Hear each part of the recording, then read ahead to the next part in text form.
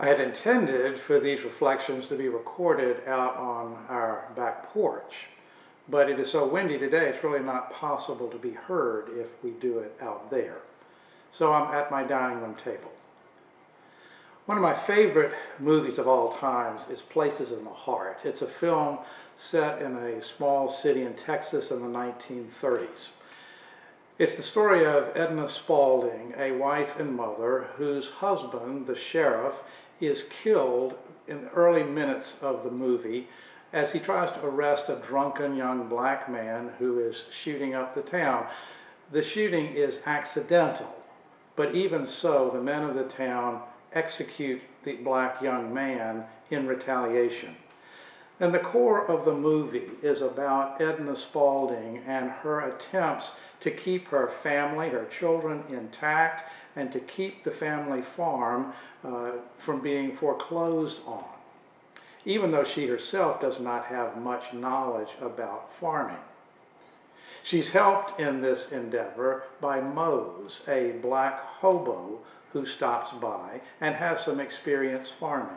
Other people get involved as well, and there is a long struggle, but eventually they are successful and able to save the farm, but this comes at a cost. The local KKK chapter does not like the fact that a black man helped a white woman be successful in business.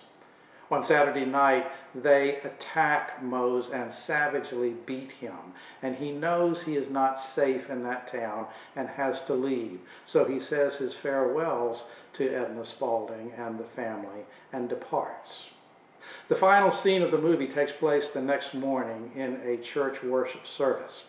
We see the congregation seated there in the sanctuary. The sanctuary is about half full, and they begin to serve communion.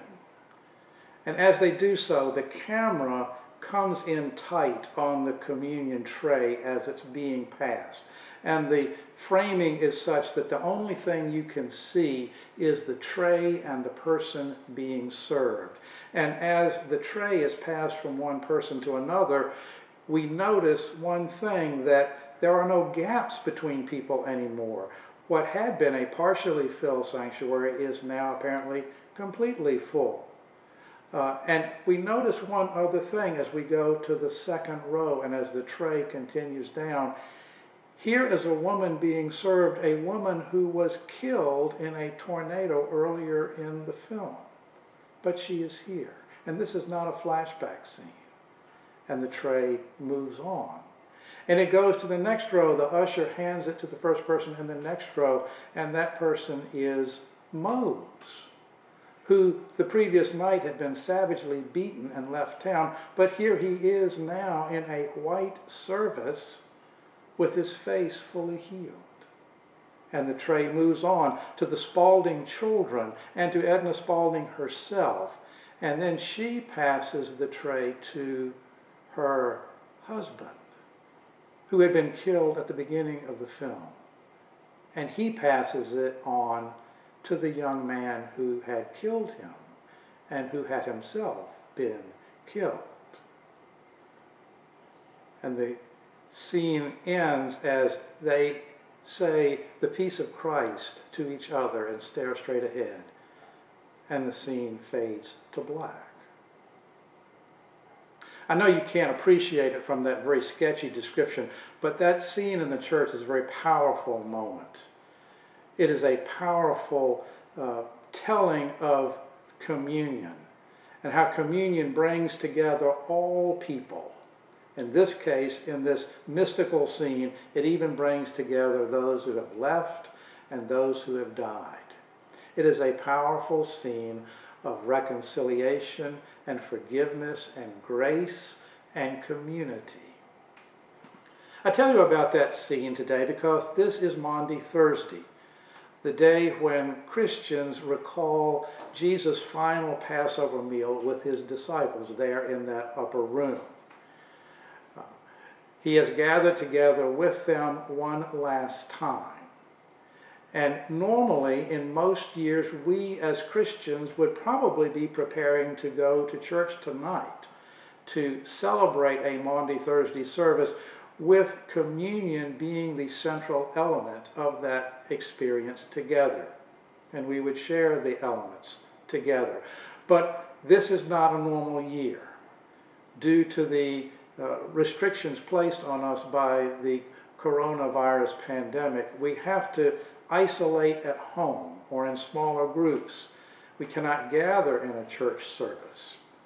Now, our churches have done an excellent job of using technology to provide all kinds of worship opportunities for us in our isolation. They've been very, very creative in that, but there is no way you can pass bread and the cup through a live stream or through a Zoom meeting. You just can't do that. Or we can have the elements in front of us, as I have them in front of you here, but communion, the Eucharist, the Lord's Supper was intended to be a community event, something we share together. The words community and communion coming from that Greek word koinonia. But today we have to do it in either alone or in family groups. You see, our Lord left us a tangible example of His presence with us, of His life and purpose among us. He left us bread to remind us of His ministry, broken bread to remind us of His sacrifice. He left us the cup of wine or juice to remind us of His ongoing presence with us and to remind us of our future hope. Normally, we share this in community together. Today, we share it in smaller groups or possibly alone. And we long for the day, hopefully not too far away, when we can gather in our respective congregations and share it together. And until that day, we remember the bread and the cup that sustain us on the journey. Grace and peace.